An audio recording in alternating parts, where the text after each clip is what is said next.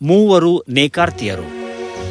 ಒಂದು ಕಾಲದಲ್ಲಿ ನೇಕಾರ್ತಿಯೊಬ್ಬಳು ಒಂದು ಸಣ್ಣ ಹಳ್ಳಿಯಲ್ಲಿ ಇದ್ದಳು, ತನ್ನ ಮಗಳು ನೋರಾ ಜೊತೆಗೆ. ನೇಕಾರ್ತಿ ದಿನವಿಡೀ ನೂಲುತ್ತಿದ್ದಳು. ನೋರಾ ಆಕೆಗೆ ನೆರವಾಗುತ್ತಿರಲಿಲ್ಲ. ನೂಲು ತೋಡುವ ಗಾಲಿಯ ಸಪ್ಪಳ ಆಕೆಗೆ ಹಿಡಿಸುತ್ತಿರಲಿಲ್ಲ. ಚಿತ್ರ ಬರೆಯುವುದು ಹಿಡಿಸುತ್ತಿತ್ತು.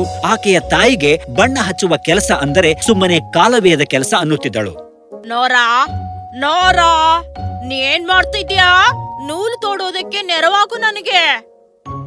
ಒಂದ್ ನಿಮಿಷ ಅವ್ವ, ಚಿತ್ರಿಸುವ ಕೆಲಸ ಇನ್ನೇನು ಮುಗೀತು. ಎಷ್ಟು ಸರ್ತಿ ಹೇಳಿದ್ದೇನೆ, ಚಿತ್ರ ಬರೆಯುವ ಕೆಲಸ ಸಮಯ ಮಾಡುತ್ತೆ ಅಷ್ಟೇ. ನನ್ ಮೇಲೆ ನೀಗೆ ಎಳ್ಳಷ್ಟು ಕರುಣೆ ಇಲ್ಲ. ನಾ ಇಡೀ ದಿನ ನೂಲ್ ತೋಡ್ತೇನೆ, ಅದರಿಂದ ಸ್ವಲ್ಪ ರೊಕ್ಕ ಬರುತ್ತೆ. ಮತ್ತೆ ನೀನು ಮಾಡುತ್ತಿದ್ದೆಲ್ಲ ಸುಮ್ಮನೆ ಕಾಲವ್ಯಯ ಮಾಡ್ತೀಯ. ಆದ್ರೆ ಅವ್ವ, ನಾನು ಭೂಮಿಯ ಒಡೆಯನಿಗಾಗಿ ಬಣ್ಣ ಮಾಡ್ತೀನಿ. ಅವರು ಹೇಳಿದ್ದಾರೆ ಒಳ್ಳೆ ಹಣ ಕೊಡ್ತೀನಿ ಅಂತ. ಅದೆಲ್ಲ ಗೊತ್ತಿಲ್ಲ ನನಗೆ. ನೀನು ಒಂದಿಬ್ರು ಸಾವುಕಾರ ಒಂದೆರಡು ಚಿತ್ರಗಳನ್ನು ಮಾಡ್ತೀಯ ಅಂತ ಎಷ್ಟು ಮಂದಿ ಇದ್ದಾರೆ ನಮ್ಮ ನಾಡಿನಲ್ಲಿ. ಆದ್ರೆ ಬಟ್ಟೆ ಎಲ್ರಿಗೂ ಬೇಕಾಗುತ್ತೆ. ಎಷ್ಟೊಂದು ಮಂದಿ ನಮ್ಮಿಂದ ಬಟ್ಟೆಯನ್ನು ಕೊಳ್ತಾರೆ. ಅದಕ್ಕೆ ನೇಯುವುದರಲ್ಲಿ ಸಮಯ ಕಳಿ. ಬಾ ಈಗ್ಲೇ ಬಿಡು ಅದನ್ನ. ಇದು ಪ್ರತಿನಿತ್ಯ ನಡೆಯುವಂತಹದ್ದು. ನೋರಾ ಚಿತ್ರ ಬಿಡಿಸುವುದಕ್ಕೆ ತೊಡಗಿದರೆ ಆಕೆಯ ತಾಯಿ ಅದಕ್ಕೆ ಅಡ್ಡಿ ಮಾಡುತ್ತಿದ್ದಳು. ಒಂದು ದಿನ ಆಕೆಯ ತಾಯಿಯು ಎಷ್ಟು ಸಿಟ್ಟಿಗೆ ಬಂದಿದ್ದಳೆಂದರೆ ಆಕೆ ನೋರಾಗಳ ಬಣ್ಣಗಳನ್ನು ಕುಚ್ಚಗಳನ್ನು ಆಚೆಗೆ ಒಗೆದು ಬಿಟ್ಟಳು. ನೋರಾ ಉದ್ಯಾನದಲ್ಲಿ ಕುಳಿತು ಅಳತೊಡಗಿದಳು. ಅದು ಹೇಗಾಯಿತೆಂದರೆ ಅದೇ ಸಮಯದಲ್ಲಿ ಅರಸಿ ಅಲ್ಲಿಂದ ಹೋಗುತ್ತಿದ್ದಳು. ಆಕೆ ನೋರಾ ಅಳುತ್ತಿರುವುದನ್ನು ನೋಡಿದಳು.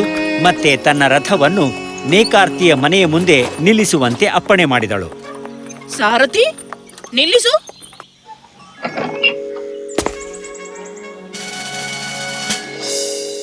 ಈಗ ಹಳೋದನ್ನು ನಿಲ್ಲಿಸು. ನೀವು ಈ ಸಾಮ್ರಾಜ್ಯದ ಅರಸಕುಮಾರಿಯವರೇ? ಶರಣಾರ್ಥಿ ಅರಸಿಯವರೇ. ಶರಣು ನಿನಗೆ ಮಹಿಳೆ. ಈಕೆ ಏನು ನಿನ್ನ ಮಗಳೇ? ಹಾ, ಹೌದು. ಶರಣು ಅರಸಿಯರಿಗೆ. ಶರಣು ನಿನಗೂ. ನೀನು ತುಂಬಾ ಚೆಲುವೆಯಾಗಿದ್ದೀಯಾ. ಧನ್ಯವಾದ ಅರಸಿಗೆ. ಯಾಕೆ ಏಕೆ ಅಳುತ್ತಿದ್ದಾಳೆ? ಏನ್ ವಿಷಯ ಹೇಳ್ತೀಯಾ? ಏನು ಹೇಳಬೇಕು ಅರಸಿಯವರೇ? ನನ್ನ ಮಗಳು ತುಂಬಾ ಕಟ್ಟಿಪಿಟಿ ಬಿಡ್ತಾಳೆ. ಆಕೆಗೆ ನೂಲುವುದಂದ್ರೆ ಪಂಚಪ್ರಾಣ. ನಾನ್ ಆಕೆಗೆ ಆರಾಮ್ ಮಾಡಂದ್ರೆ ನನ್ನ ಮಾತು ಕೇಳುವುದೇ ಇಲ್ಲ. ಅವ್ವ, ನಾನು ಆರಾಮ ಮಾಡೋದಕ್ಕೆ ಒತ್ತಾಯ ಮಾಡಿದ್ರೆ ಆಕೆ ಅಳೋದಕ್ಕೆ ಶುರು ಮಾಡ್ತಾಳೆ. ನಾನು ಬಡವಿ ಅರಸಿಯವರೇ. ನಾನು ಎಲ್ಲಿಂದ ತರಲಿ ಅಷ್ಟೊಂದು ನೂಲನ್ನು? ಆಕೆಗೆ ತೃಪ್ತಿಯಾಗುವಂತೆ ನೂಲು ತೋಡುವುದಕ್ಕೋಸ್ಕರ ನನಗೆ ತುಂಬಾ ಹಿಗ್ಗಾಗುತ್ತದೆ. ಇಂಥ ಕಷ್ಟಪಡುವ ಯುವತಿ ನನ್ನ ನಾಡಿನಲ್ಲಿ ಇದ್ದಾಳೆಂದು ಕೇಳುವುದಕ್ಕೆ. ನೀನ್ ಯಾಕೆ ನಿನ್ನ ಮಗಳನ್ನು ನನ್ನ ಜೊತೆಗೆ ಅರಮನೆಗೆ ಕಳಿಸಬಾರದು? ನನಗೆ ನೂಲು ಸುತ್ತು ಗಾಲಿಗಳ ಸಪ್ಪಳ ಎಂದ್ರೆ ಬಲು ಇಷ್ಟ. ಮತ್ತೆ ನನ್ನ ಅರಮನೆಯಲ್ಲಿ ಸಾಕಷ್ಟು ನೂಲಿದೆ. 3 ಕೋಣೆಯ ತುಂಬಾ ನಾರಿದೆ ಆಕೆಗೆ ನೂಲು ತೋಡುವುದಕ್ಕೆ. ಅದನ್ನಾಕೆ ಪೂರ್ತಿ ಮಾಡಿದರೆ ನನ್ನ ಹಿರಿಯ ಮಗನಿಗೆ ತೆಗೆದುಕೊಳ್ತೇನೆ. ನನ್ನಂತ ಬಡವಿಯಾದ ನೇಕಾರಳಿಗೆ ನೀವೆಂತ ಗೌರವವನ್ನು ಕೊಡುತ್ತಿದ್ದೀರಾ ಅರಸಿಯವರೇ? ತಮಗೆ ಧನ್ಯವಾದ. ಆದ್ರೆ ಅವ್ವ, ನನ್ನ ಬಗ್ಗೆ ಚಿಂತಿಸಬೇಡ ನನ್ನ ಮುದ್ದಾದ ಪುಟ್ಟಮ್ಮ. ನಾನಿನ್ನು ಮುದುಕೆಯಾಗಿಲ್ಲ. ನಾನು ನನ್ನ ನೋಡಿಕೊಳ್ತೇನೆ. ಹೋಗು ನೀನು ಅರಮನೆಗೆ.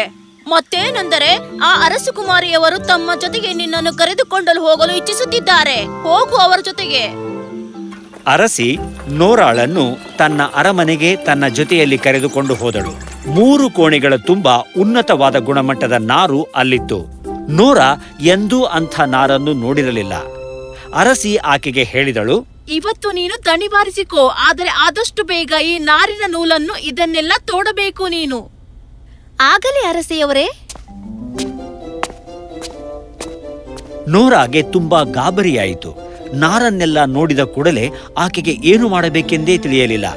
ಆಕೆ ಪೂರ್ತಿ ದಿನ ಸುಮ್ಮನೆ ನಾರನ್ನು ನೋಡುತ್ತಾ ಕುಳಿತುಕೊಂಡಳು. ಮರುದಿನ ಅರಸಿಗೆ ಅಚ್ಚರಿಯಾಯಿತು. ಏನೂ ಮಾಡದೆ ಹಾಗೇ ಕುಳಿತದ್ದನ್ನು ನೋಡಿ, ನೀನು ಇನ್ನೂ ನೂಲು ತೋಡುವುದಕ್ಕೆ ಶುರುನ ಮಾಡಿಲ್ಲ ನೋರಾ? ಕ್ಷಮಿಸಿ ನನ್ನನ್ನು ಅರಸೆಯವರೇ. ಆದರೆ ನನಗೆ ನನ್ನ ಮನೆ ನೆನಪು ತುಂಬಾ ಕಾಡುತ್ತೆ. ಅದರಿಂದಾಗಿ ಕೆಲಸವನ್ನು ಶುರು ಮಾಡಲಿಲ್ಲ. ನನ್ನನ್ನು ಕ್ಷಮಿಸಿ ಬಿಡಿ. ಓ, ನನಗೀಗ ತಿಳಿಯಿತು. ಚಿಂತಿಸಬೇಡ, ಸಮಯ ತೆಗೆದುಕೋ. ಅರಸಿ ಹೊರಟು ಹೋದಳು. ಆದರೆ ನೋರಾಗೆ ಖರೇನ ಚಿಂತೆ ಹತ್ತಿತ್ತು. ಆಕೆಗೆ ಗೊತ್ತಾಗಲಿಲ್ಲ ಇಷ್ಟೊಂದು ಶ್ರೇಷ್ಠ ಮಟ್ಟದ ನಾರಿನಿಂದ ನೂಲನ್ನು ಹೇಗೆ ತೆಗೆಯಬೇಕೆಂದು. ಆಕೆಗದು ಹಿಡಿಸುತ್ತಿರಲಿಲ್ಲ. ಆಕೆ ಅರಸಿಗೆ ಹೇಳಬೇಕೆಂದಿದ್ದಳು ತನಗೆ ನೂಲುವುದು ಹಿಡಿಸುವುದಿಲ್ಲೆಂದು. ಅದರಿಂದ ಆಕೆಯ ತಾಯಿಗೆ ಅರಸಿ ಶಿಕ್ಷೆಯನ್ನು ಕೊಡಬಹುದೆಂದು ಹೆದರಿದಳು. ತನ್ನ ತಾಯಿಯ ಸುಳ್ಳು ಹೇಳಿಕೆಗೆ ನೋರಾಳಿಗೆ ಅಳು ಬರತೊಡಗಿತು. ಆಗ ಒಮ್ಮೆಲೆ ಹೆಜ್ಜೆಯ ಸಪ್ಪಳ ಕೇಳಿಸಿತು ಆಕೆಗೆ. 3 ಸ್ತ್ರೀಯರು ಆಕೆಯ ಕಡೆಗೆ ಬರುತ್ತಿರುವುದನ್ನು ನೋಡಿದಳು. ಯಾರು ನೀವು? ಎಲ್ಲಿಂದ ಬರುತ್ತಿದ್ದೀರಿ ನೀವೆಲ್ಲ? ನಾವ್ ಎಲ್ಲಿಂದ ಬಂದೀವಿ ಅನ್ನೋದು ಮುಖ್ಯವಲ್ಲ, ನಾವಿಲ್ಲಿಗೆ ಯಾಕೆ ಬಂದೀವಿ ಅನ್ನೋದು. ಇಲ್ಲಿಗೆ ನಾವು ಬಂದಿದ್ದು ಏನು ಮಾಡೋದಕ್ಕೆ ಅಂತ. ನಾವಿಲ್ಲಿಗೆ ನಿನಗೆ ನೆರವಾಗೋದಕ್ಕೆ ಬಂದಿದ್ದೇವೆ ಪುಟ್ಟಮ್ಮ. ನಮಗೆ ನೆರವಾಗಲು ಆಸ್ಪದ ಕೊಡು. ಸಹಾಯ ಮಾಡ್ತೀರಿ? ಹೇಗೆ? ನಮಗೆ ಗೊತ್ತು ನಿನಗೆ ನೂಲುವುದು ಇಷ್ಟ ಇಲ್ಲವೆಂದು. ಆದ್ದರಿಂದ ಎಲ್ಲ ನಾರನ್ನು ತೋಡಿ ನೂಲುತ್ತೇವೆ ನಿನಗಾಗಿ. ನೀವು ಮಾಡ್ತೀರಿ? ತುಂಬಾ ಧನ್ಯವಾದ ನಿಮಗೆ. ನಾನು ನಿಮ್ಮ ಕರುಣೆಯನ್ನು ಹೇಗೆ ಹಿಂತಿರುಗಿಸಲಿ? ನಮಗೆ ಕೇವಲ ಒಂದು ಸಂಗತಿ ಬೇಕು. ಇಲ್ಲ, ಆಕೆ ಒಪ್ಪೋದಿಲ್ಲ. ನಾವು ತೀರಾ ಕುರುಪಿಗಳಿದ್ದೇವೆ. ನಾವೇನು ಯೋಚಿಸ್ತಿದ್ದೇವೆ ಈಗ? ನಾವೆಲ್ಲ ನಾರಿನ ನೂಲನ್ನು ತೋಡೋಣ. ಬನ್ನಿ ಹೋಗೋಣ. ಹೋಗೋಣ. ಆದ್ರೆ ಅದೇನದು? ನಿಮಗೇನು ಬೇಕು ಹೇಳಿ ನನಗೆ. ಒಂದ್ ವೇಳೆ ನಾವು ಈ ಎಲ್ಲ ನಾರನ್ನು ತೋಡಿದ್ರೆ ನೀನ್ ನಮಗೆ ಮಾತ್ ಕೊಡ್ತೀಯಾ? ನಿನ್ನ ಮದುವೆಗೆ ನಮ್ಮನ್ನು ಕರಿತೀಯಾ? ಮತ್ತೆ ಎಲ್ಲ ಅರಸ ಅತಿಥಿಗಳಿಗೆ ಚಿಕ್ಕಮ್ಮ ಎಂದು ಹೇಳ್ತೀಯಾ? ಹಾಗೆ ಮಾಡೋದಿಲ್ಲ. ನಮ್ಮನ್ನು ನೋಡು, ಎಷ್ಟೊಂದು ದಪ್ಪಾದ ಹೆಬ್ಬಟ್ಟಿದೆ ಕಾಲಲ್ಲಿ. ಮತ್ತೆ ಮೆಳ್ಳುಗಣ್ಣುಗಳು ನೋಡೋದು ಕಷ್ಟವಾಗಿದೆ. ಮತ್ತೆ ಭೀಕರವಾದ ಉದ್ದವಾದ ತುಟಿಗಳು. ಆಕೆ ನಮ್ಮನ್ನು ಎಂದೂ ಕರೆಯೋದಿಲ್ಲ. ಮತ್ತದು ಅರಸರ ಅತಿಥಿಗಳ ಮುಂದೆ ಎಂದೂ ಇಲ್ಲ. ನಾವು ತೀರಾ ಕುರುಪಿಗಳಾಗಿದ್ದೇವೆ. ನೀನು ಸರಿ ಹೇಳ್ತಿದ್ದೀ? ಕರೆವಂದ್ರ, ನಿಮ್ಮನ್ನು ಕರೆಯುತ್ತೀನಿ ನಾನು. ಯಾರು ಹೇಳ್ತಾರೆ ನೀವು ಕುರುಪಿಗಳೆಂದು? ನೀವು ನನಗೆ ಸಹಾಯ ಮಾಡಿದ್ದೀರಿ ಕಷ್ಟಕಾಲದಲ್ಲಿ. ಮತ್ತದು ಈ ಜಗತ್ತಿನಲ್ಲಿ ದೈಹಿಕ ಸುಂದರತೆಗಿಂತ ಮಿಗಿಲಾದದ್ದಾಗಿದೆ. ಕೇವಲ ಮದುವೆಗಷ್ಟೇ ಕರೆಯೋಲ್ಲ, ನೀವು ಊಟದ ಮೇಜಿನ ಹತ್ತಿರ, ಮುಖ್ಯವಾಗಿ ನನ್ನ ಮತ್ತು ಅರಸುಕುಮಾರರ ಪಕ್ಕದಲ್ಲಿ ಕುಳಿತುಕೊಳ್ಳುತ್ತೀರಿ. ಹಗ್ದಿ ಕರೆ ಹೇಳ್ತಿದ್ದೀ? ಅರಸುಕುಮಾರ ಸಿಟ್ಟಿಗೆ ಬಂದು ನಮಗೆ ಹಾಸ್ಯ ಮಾಡೋದಿಲ್ಲ. ಆತ ನಿನ್ನನ್ನು ಮದುವೆ ಮಾಡಿಕೊಳ್ಳಲು ಒಲ್ಲೆ ಎನ್ನಬಹುದು. ನಿನ್ನ ನಮ್ಮಂತ ಕುರುಪಿ ಸ್ತ್ರೀಯರಿದ್ದರೆ ಊಟದ ಟೇಬಲ್ನಲ್ಲಿ. ಒಂದ್ ವೇಳೆ ಅರಸುಕುಮಾರ ತನ್ನ ವಧುವಿನ ಕಡೆ ಆತ್ಮೀಯ ನಂಟರನ್ನು ಅಪಮಾನ ಮಾಡುವಷ್ಟು ಕೀಳಾದರೆ ನಾನು ಅವರನ್ನು ಮದುವೆ ಆಗೋದಕ್ಕೆ ಒಪ್ಪೋದಿಲ್ಲ. ನಮ್ಮ ಇಡೀ ಆಯುಷ್ಯವನ್ನು ಅಪಹಾಸ್ಯದಿಂದ ಕಳೆದಿದ್ದೇವೆ. ನಾವು ತುಸು ಮರ್ಯಾದೆಯನ್ನು ಬಯಸುತ್ತೇವೆ ನಮ್ಮ ಪರಿಶ್ರಮಕ್ಕೆ. ಧನ್ಯವಾದ ನೋರಾ. ನೀನೀಗ ನೋಡುತ್ತೀರು, ನಾವೀಗ ನಾರಿನಿಂದ ನೂಲನ್ನು ತೆಗೆಯುತ್ತೇವೆ. ನೀನದನ್ನು ಎಂದೂ ನೋಡಿರುವುದಿಲ್ಲ.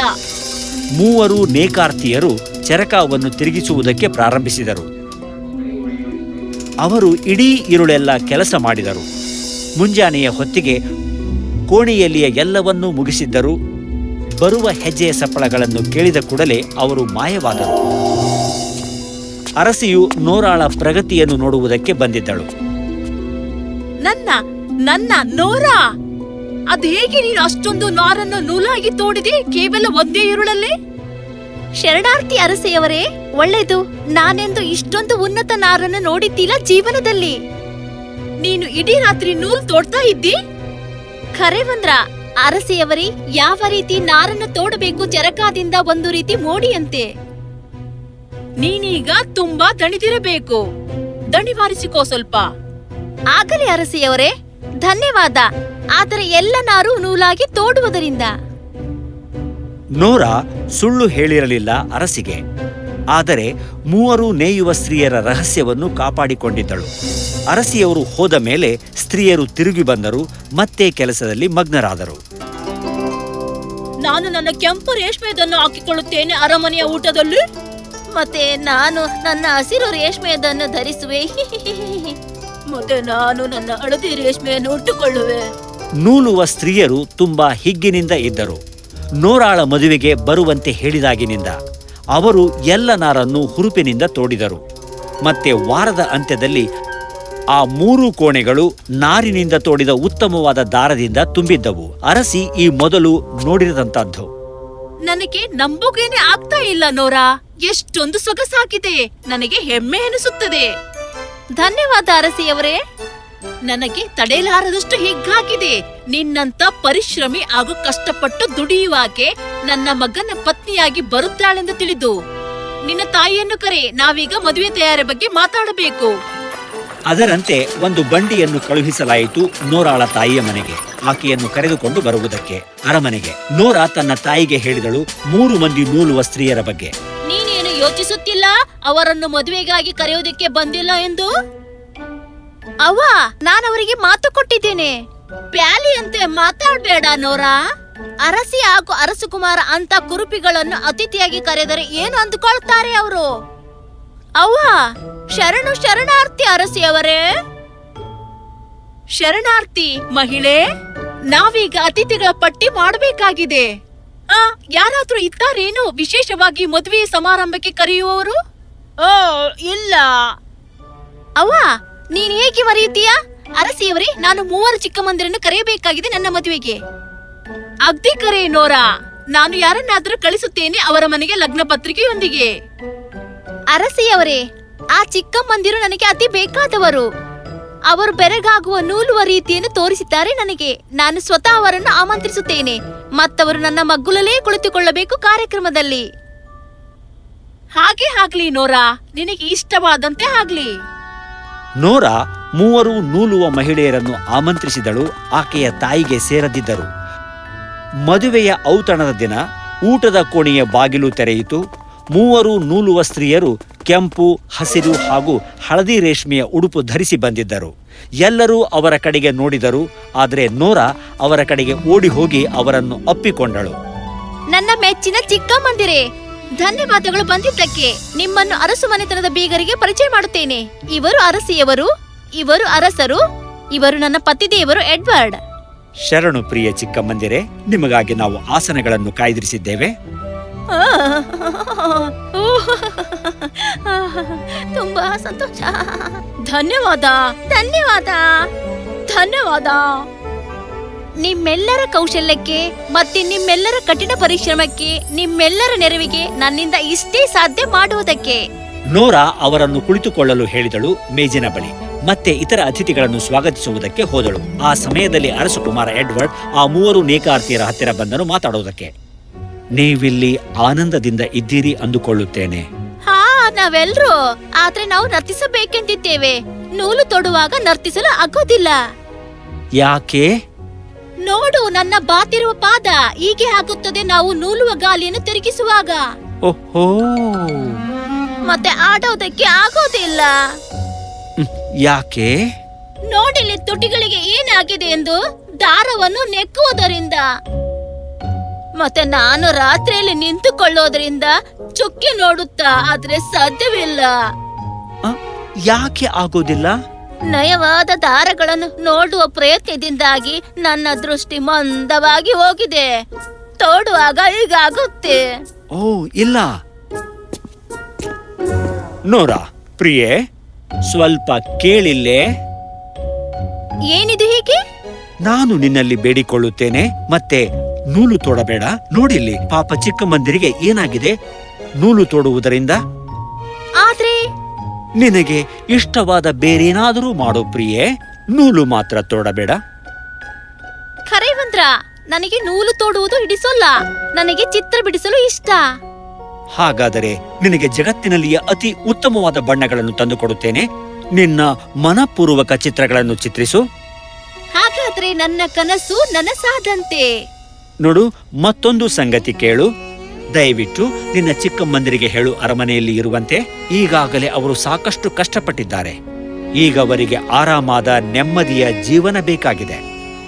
ಅರಸಕುಮಾರರೇ, ನಿಜವಾಗಿಯೂ ನೀವು ತುಂಬಾ ಒಳ್ಳೆಯವರು, ದಯೆಯುಳ್ಳವರು. ಮತ್ತೆ ಹೀಗೆ ನೋರಾ ಮತ್ತೆಂದು ನೂಲುವ ಗಾಲಿಯನ್ನು ಮುಟ್ಟಲಿಲ್ಲ. ಆಕೆ ಮನಸ್ಸಿಗೆ ಆನಂದ ಆಗುವಷ್ಟು ಚಿತ್ರಿಸುತ್ತಿದ್ದಳು. ಮತ್ತೆ 3 ನೇಕಾರ್ತಿಯರು ಅರಮನೆಯಲ್ಲಿಯೇ ಇದ್ದರು. ಅರಸಕುಮಾರ ಎಡ್ವರ್ಡ್, ನೋರಾ ಅನಂತರ ಸುಖವಾಗಿ ಜೀವಿಸಿದರು.